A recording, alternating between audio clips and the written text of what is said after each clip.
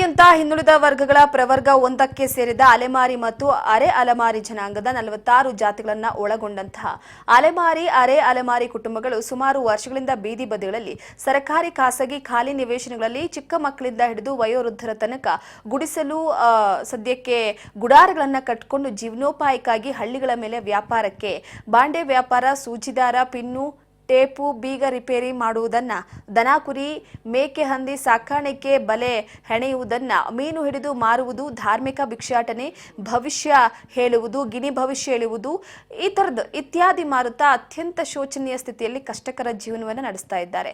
ನಮ್ಮ ಹಲವು ಬೇಡಿಕೆಗಳನ್ನು ಈಡೇರಿಸುವಂತೆ ಸರ್ಕಾರಕ್ಕೆ ಹಲವಾರು ಬಾರಿ ಬಗ್ಗೆ ಮನವಿ ನೀಡಿದ್ರೂ ಕೂಡ ಪ್ರಯೋಜನ ಆಗ್ತಾ ಇಲ್ಲ ಅಂತ ತಮ್ಮ ಅಳಲನ್ನು ತೋಡ್ಕೊಂಡಿದ್ದಾರೆ.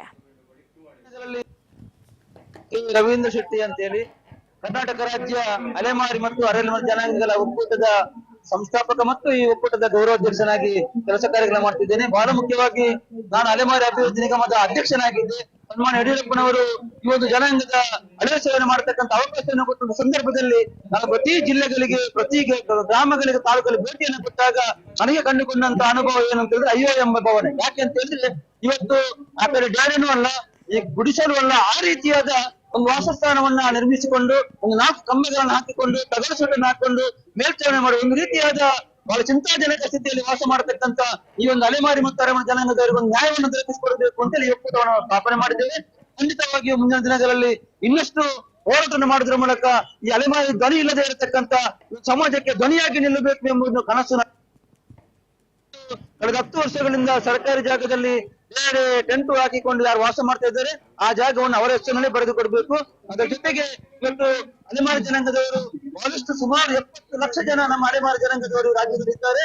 ಜಾತಿ ಜನಗಣತಿ ಕೂಡ ಸರಿಯಾದ ವ್ಯವಸ್ಥೆಯಲ್ಲಿ ಆಗಿಲ್ಲ. ಒಟ್ಟಿನಲ್ಲಿ ಆ ಒಂದು ನ್ಯಾಯ ಜನರಿಗೆ ಒಂದು ಅವರು ಕೂಡ ಮುಖ್ಯವಾಹಿನಿಗೆ ಬರಬೇಕು, ಒಂದು ಸ್ವಾಭಿಮಾನದ ಬದುಕನ್ನ ಕಟ್ಟಿಕೊಳ್ಬೇಕು ಎಂಬ ನಿಟ್ಟಿನಲ್ಲಿ ನಮ್ಮ ಅಲೆಮಾರಿ ಅಲೆಮಾರಿ ಜನಾಂಗದ ಒಕ್ಕೂಟ ಕೆಲಸ ಮಾಡ್ಲಿಕ್ಕಿದೆ.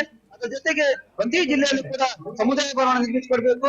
ಅದರ ಜೊತೆಗೆ ಇವತ್ತು ಅಲೆಮಾರಿ ಜನಾಂಗದವರು ವಾಸಿಸತಕ್ಕಂತ ಬಹಳಷ್ಟು ಪ್ರದೇಶಗಳಲ್ಲಿ ಇವತ್ತು ಅಂತಿಮ ಸಂಸ್ಕಾರ ಸಂದರ್ಭದಲ್ಲಿ ಅವರಿಗೆ ಬಹಳ ತೊಂದರೆ ಆಗ್ತದೆ. ಆದ್ದರಿಂದಾಗಿ ಪ್ರತಿ ಜಿಲ್ಲೆಯಲ್ಲೂ ಕೂಡ ಅಲೆಮಾರಿ ರುದ್ರಭೂಮಿಗೆ ಜಾಗವನ್ನ ಕಾಯ್ದಿರಿಸಬೇಕು. ಅದರ ಜೊತೆಗೆ ಇವತ್ತು ನಮ್ಮ ಮಕ್ಕಳು ಸಿಇಟಿ, ನೀಟ್ ಎಕ್ಸಾಮ್ ಬರೆಯುವಾಗ ಬಹಳ ತೊಂದರೆ ಅನುಭವಿಸ್ತಾರೆ. ಹಿಂದೆ ಯಾವ ರೀತಿ ಪರಿಶಿಷ್ಟ ಜಾತಿ, ಪರಿಶಿಷ್ಟ ಪಂಗಡದವರು ಕೊಡ್ತಕ್ಕಂಥ ಮಾನದಂಡ ಇತ್ತು ಅದನ್ನು ನಮ್ಮ ಮಕ್ಕಳಿಗೆ ಕೂಡ ನೀಡಬೇಕು ಎಂಬಂತದ್ದು ನಮ್ಮ ಬೇಡಿಕೆ ಇದೆ. ಅದ್ರ ಜೊತೆಗೆ ಪ್ರತಿಷ್ಠಿತ ಖಾಸಗಿ ಶಾಲೆಗಳಲ್ಲಿ ನಮ್ಮ ಮಕ್ಕಳಿಗೆ ಉಚಿತ ಅವಕಾಶವನ್ನ ನೀಡುವುದರ ಮೂಲಕ ಒಂದಿಷ್ಟು ಸೀಟುಗಳನ್ನ ಕಾಯ್ದಿರಿಸಬೇಕು ಎಂಬಂತದ್ದು ನಮ್ಮ ಬೇಡಿಕೆ ಇದೆ. ಅದರ ಜೊತೆಗೆ ಉನ್ನತ ಶಿಕ್ಷಣಕ್ಕೆ ಬೇರೆ ಬೇರೆ ಕಡೆ ಹೋಗುವ ಸಂದರ್ಭದಲ್ಲಿ ನಮ್ಮ ಮಕ್ಕಳಿಗೆ ಸರ್ಕಾರ ಸಹಾಯಧನವನ್ನ ನೀಡಬೇಕು. ಈ ರೀತಿಯಾಗಿ ಹಲವು ಬೇಡಿಕೆಗಳು ನಮ್ಮಲ್ಲಿದೆ. ಎಲ್ಲ ಬೇಡಿಕೆಗಳನ್ನ ಮುಂದಿಟ್ಟುಕೊಂಡು ಸರ್ಕಾರದ ವಿರುದ್ಧ ನಾವು ಒಂದು ಶಾಂತಿಯುತವಾದ ಅಹೋರಾತ್ರಿ ಧರಣಿಯನ್ನ ಮಾಡ್ತಿದ್ದೇವೆ. ಈ ಅಹೋರಾತ್ರಿ ಧರಣಿ ಇವತ್ತು ಬೆಳಗಿನಿಂದ ನಾಳೆ ಮಧ್ಯಾಹ್ನದವರೆಗೆ ನಡೆಯುತ್ತಿದೆ. ಬೇರೆ ಬೇರೆ ಜಿಲ್ಲೆಗಳಿಂದ ಎಲ್ಲ ಜನಗಳು ಇವತ್ತು ಈ ಫ್ರೀಡಂ ಪಾರ್ಕ್ಗೆ ಬರುವುದನ್ನು ನಾವು ಕಾಣ್ತಾ ಇದ್ದೇವೆ. ಖಂಡಿತವಾಗಿ ಒಂದು ರೀತಿಯಾದ ಸಂದೇಶ ಸರ್ಕಾರಕ್ಕೆ ಹೋಗ್ತದೆ. ಅದರ ಜೊತೆಗೆ ನಮ್ಮ ಇಡೀ ಅಲೆಮಾರಿ ಜನಾಂಗದವರ ಗಮನ ಸೆಳೆಯತಕ್ಕಂತ ಕೆಲಸವನ್ನು ಸರ್ಕಾರ ಮಾಡಬೇಕು ಎಂಬ ಸರ್ಕಾರದ ಗಮನ ಸೆಳೆಯತಕ್ಕಂಥ ಕೆಲಸವನ್ನು ಒಪ್ಪುವುದಕ್ಕೆ ನಾವು ಮಾಡಬೇಕು ಅಂತೇಳಿ ನಿರ್ಧಾರವನ್ನ ಮಾಡಿ ಗೌರವಾನ್ವಿತ ಮುಖ್ಯಮಂತ್ರಿಗಳಿಗೆ, ಸಂಬಂಧಪಟ್ಟ ಸಚಿವರಿಗೆ, ಸರ್ಕಾರದ ಮುಖ್ಯ ಕಾರ್ಯದರ್ಶಿಗಳಿಗೆ ನಾನು ಕೊಟ್ಟಷ್ಟು ಮನವಿಗಳು ಯಾರು ಗೊತ್ತಿರ್ಲಿಕ್ಕಲ್ಲ ಅಂತ ನನ್ನ ಭಾವನೆ. ಆದ್ರೂ ಕೂಡ ಇವತ್ತು ಕೂಡ ನಾವು ನಾಳೆ ನಮ್ಮ ಹೋರಾಟ ರವೀಂದ್ರ ಶೆಟ್ಟಿ ಅಂತ